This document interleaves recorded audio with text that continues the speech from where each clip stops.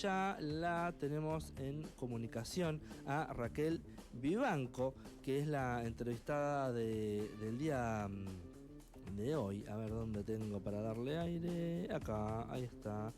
Hola Raquel, buen día, ¿nos escuchás? Sí, ¿cómo están? Buen día, ¿me escuchan bien? Sí, perfecto, perfecto. ¿Cómo, cómo está? ¿Vos estás en Córdoba, en Buenos Aires? ¿Dónde estás? No, soy cordobesa, pero estoy en Capital Federal, viviendo Ahí ya está. hace Ahí está, ahí está. bastante. ¿Cómo está, Capital? No sé en qué aspecto, ¿está nublado, está feo? Ahí está, eso queríamos saber.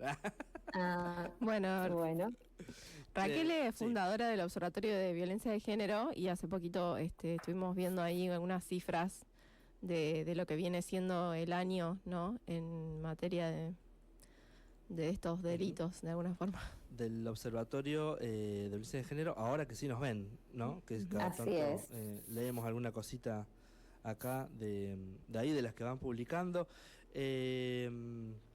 ¿Cómo surge la idea y la necesidad de hacer el observatorio? Mira, surge allá por el 2015, después del 3 de junio, de ese grito masivo que fue el Ni Una Menos, que colmó todas las plazas del país de personas que salimos a exigir el basta de femicidios. Por ese entonces había solo una asociación civil que relevaba estos datos a partir de los medios gráficos, que era la Casa del Encuentro. Por ese entonces nosotras éramos un grupo de compañeras que también estábamos organizadas y éramos militantes feministas y decidimos armar nuestro propio relevamiento, también utilizando como fuente los medios gráficos y digitales de todo el país, pero no solo relevar datos por relevarlo, primero que aparte, bueno, vale la pena aclararlo, no son cifras, sino que son estadísticas construidas a partir de mujeres o allegados a esas mujeres que ya no están y que han sido víctimas de femicidios o femicidios vinculados por una motivación de género, ¿no? Pero bueno, por ese entonces, este hartazgo que también significó un antes y un después en las políticas públicas en la Argentina, hizo que viéramos la necesidad de construir nuestras estadísticas, pero como te decía, no solo para mostrar datos, sino para visibilizar la problemática y a la vez para denunciar y exigir las políticas públicas que mandan las leyes que están vigentes en nuestro país, ¿no? Entonces es una herramienta de visibilización, de reclamo y de denuncia en favor de los derechos humanos de las mujeres y diversidades. ¿Qué tan confiable es por ahí tomar los datos desde los medios gráficos, ¿no? O digitales, teniendo en cuenta que por ahí los medios, viste, que cubren más algunos casos que otros, y me imagino que algunos se debe escapar. Seguro. Mira, nosotras lo que hacemos es, como les decía, tomar esta información que se publica en los medios de todo el país y construir a partir de allí estos desagregados, estos datos y estas categorías de análisis a partir de las cuales luego construimos nuestros informes que publicamos mensualmente. Sabemos que son datos que están por debajo de la realidad, porque claro, como bien dijiste, no todos los femicidios, mucho menos los travesticidios y transfemicidios son publicados en los medios de comunicación, pero a la vez nos permite tener una idea, acercarnos a esta problemática. De cualquier manera, la Corte Suprema de Justicia de la Nación, que también viene relevando, y fue también luego después del 3 de junio del 2015, estos datos a partir de las causas judiciales, tiene cifras similares a las que construimos, ¿no? La diferencia es que nosotras las vamos actualizando y publicando mes a mes, y la Corte viene con un año de delay, ¿no? Que tiene que ver con cómo es el proceso de las causas, ¿no? Que van relevando en todas las provincias.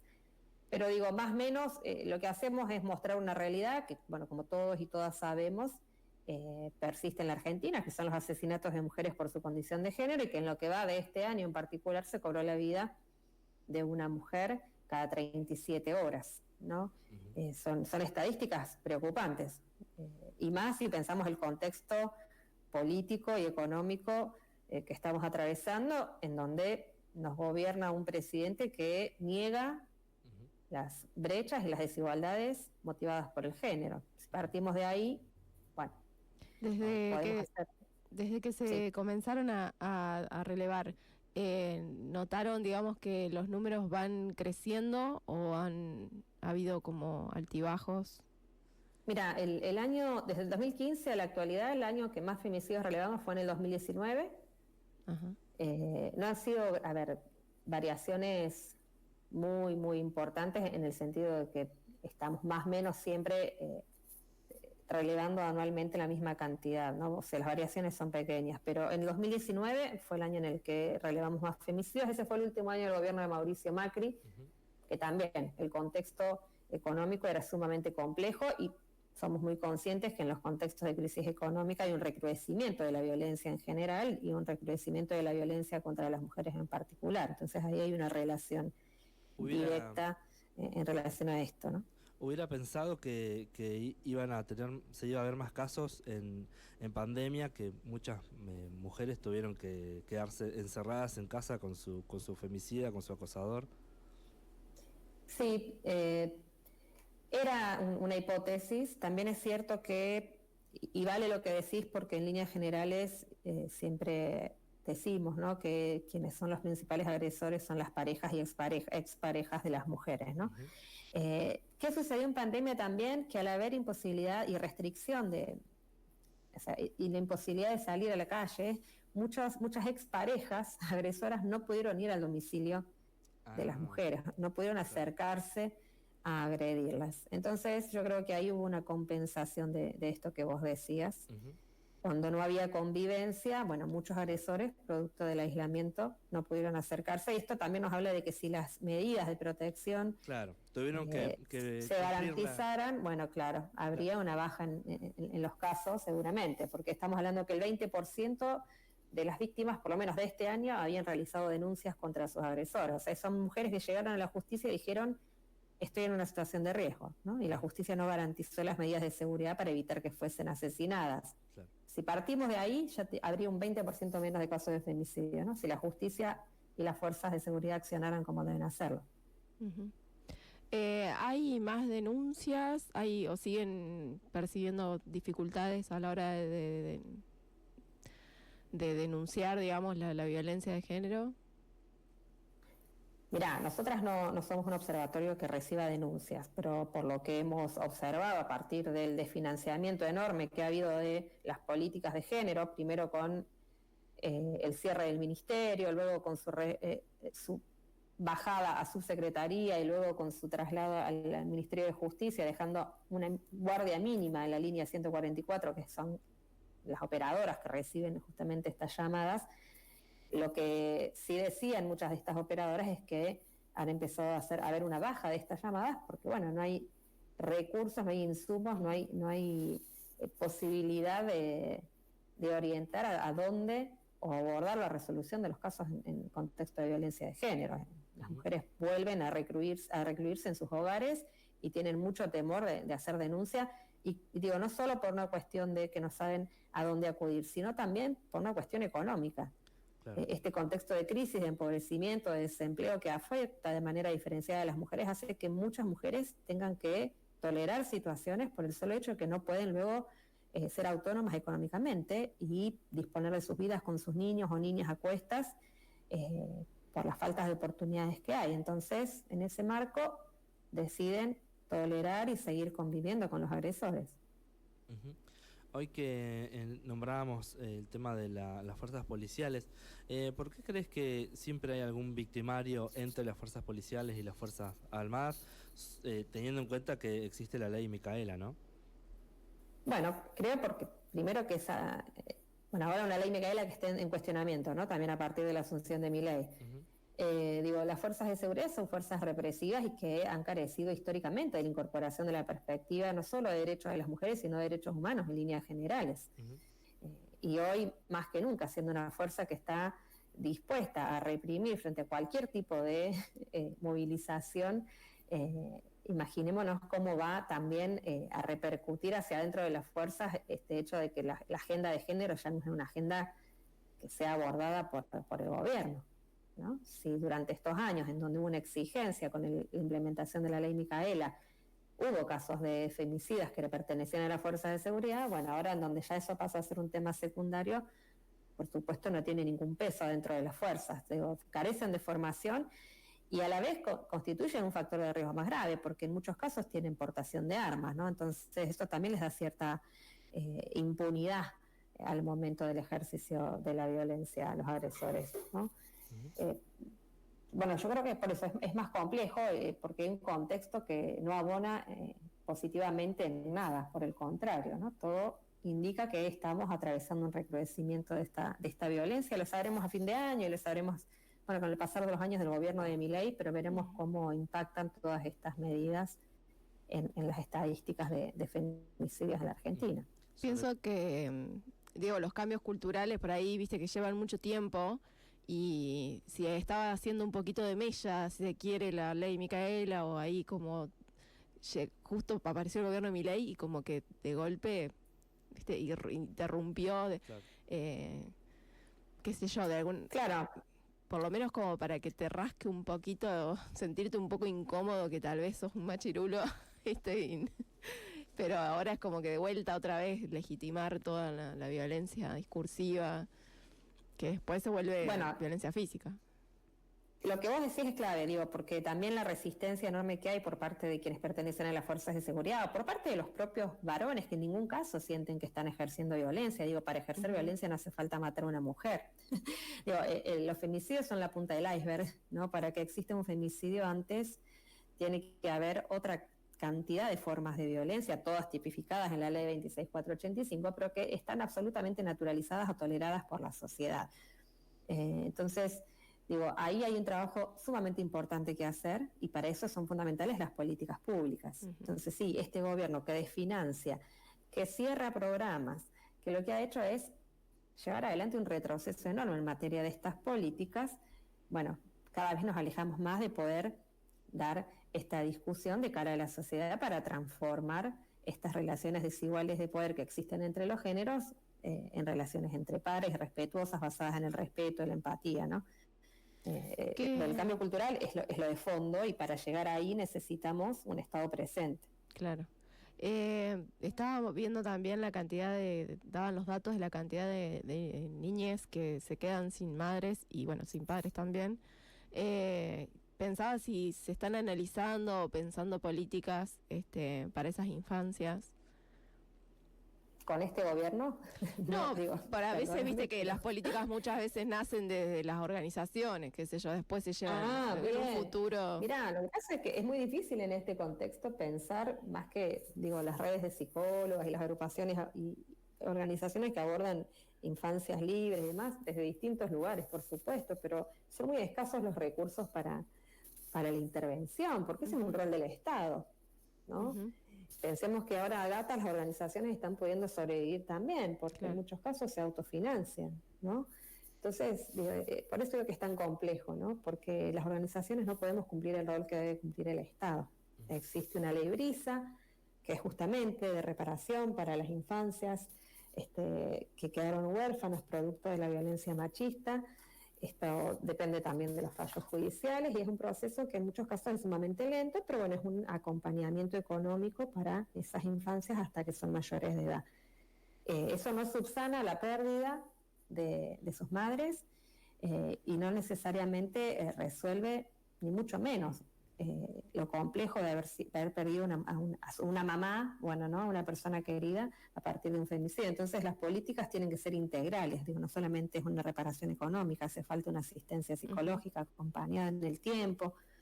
Bueno, digo, todo eso habíamos avanzado bastante durante los años anteriores porque el Estado tenía este tema en agenda, y bueno, todos estos programas, insisto, que se fueron desfinanciando y cerrando, eran los que de alguna manera llevan adelante estas iniciativas previstas en las leyes vigentes. Entonces ahora estamos, por eso, atravesando un contexto de retroceso muy fuerte en lo que tiene que ver con el acceso a los derechos para las mujeres y a las infancias que están sus derechos de alguna manera violentados, vulnerados.